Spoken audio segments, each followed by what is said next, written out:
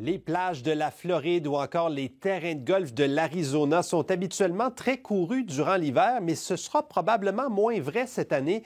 Une étude réalisée par Royal Lepage nous apprend que plus de la moitié des Canadiens qui détiennent une propriété aux États-Unis songent la vendre en ce moment. Il y a plusieurs qui sont déjà passés à l'acte. Et dans la majorité des cas, vous n'allez pas être surpris, ce sont les politiques de l'administration Trump qui les incitent à vouloir quitter le pays. On fait le point avec Dominique Saint-Pierre, vice-président au développement des affaires chez Royal Lepage. Monsieur Saint-Pierre, bonsoir. Bonsoir. On entend des témoignages ici et là depuis quelques mois, mais là, c'est un portrait pas mal plus précis. Votre réaction quand vous avez vu les résultats, êtes-vous surpris? En fait, c'est à cause de ces témoignages-là que nous aussi, on a décidé de faire l'étude. Et oui, les résultats nous ont surpris. On s'attendait à ce qu'il y ait une bonne proportion des gens qui répondent par l'affirmative, mais que plus qu'une personne sur deux songe à vendre leur propriété aux États-Unis dans les 12 prochains mois. C'était un chiffre qui était plus élevé que ce qu'on anticipait, effectivement. Pensez-vous que ça va vraiment se traduire par des ventes? C'est une chose de vouloir vendre, mais le faire, c'en est une autre. Pensez-vous qu'on va assister à une vague de ventes de propriétés détenues par les Canadiens? Ça reste à voir. Ce serait effectivement surprenant que ça se matérialise, qu'une personne sur deux vende leur propriété, parce qu'on parle quand même de plusieurs centaines de milliers de propriétés.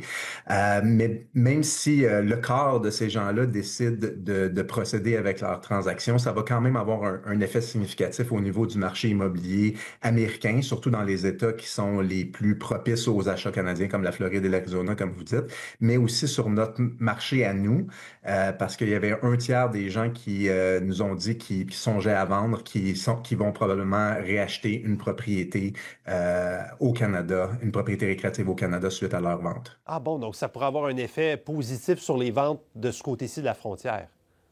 Ça pourrait avoir un effet positif sur les ventes. Ça pourrait aussi avoir un effet à la hausse sur les prix, malheureusement, déjà sur des prix qui sont en augmentation, particulièrement dans la province de Québec, là. Là, vous avez aussi demandé, je le disais, pourquoi on songe vendre. On cite beaucoup les politiques du gouvernement Trump. Voyez-vous ça souvent que la politique a une influence sur ce qui se passe sur le marché immobilier? On le constate à chaque élection. En fait, il y a toujours une espèce de petite période d'accalmie avant les élections. Les gens retardent leur achat. On l'a aussi vu lorsqu'il y a eu des événements politiques importants comme des référendums et tout ça. Mais effectivement, c'est une pour des achats internationaux comme ça, c'est la première fois qu'on voit ça de notre côté. Fait que oui, la politique a un effet. Est-ce que c'est un effet qui dure? Ça reste à voir. On va voir si les gens ont cette intention-là présentement et puis s'ils vont décider d'aller de l'avant avec leurs intentions. Cela dit, il y a quand même d'autres facteurs en ce moment qui rendent les États-Unis un peu moins attrayants, que ce soit pour les voyages ou pour l'achat de propriété. Effectivement, quand que les gens nous ont cité les politiques de l'administration Trump ou l'incertitude politique, ça peut aller dans trois catégories. Il y a les gens qui le font tout simplement par conviction politique, alors ils sont pas d'accord avec ces politiques-là.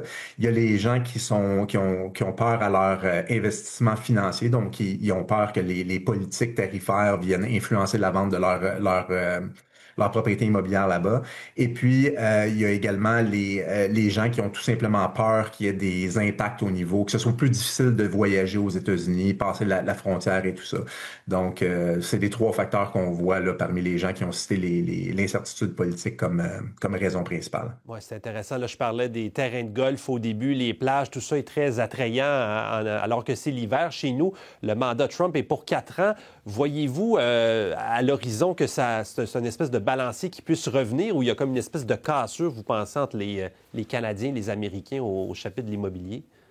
C'est une très bonne question, puis c'est de la spéculation à ce point-ci. Moi, je suis convaincu que la politique, ça peut varier, ça peut varier beaucoup dans le temps. Donc, présentement, c'est le sentiment que les gens ont à l'heure actuelle. Est-ce que dans un an, ça va être encore la même chose après une autre année de l'administration Trump? Ça demeure à voir, effectivement. On verra bien. En tout cas, c'est une tendance qu'on va surveiller de près. Dominique Saint-Pierre, merci beaucoup de nous avoir parlé. Merci.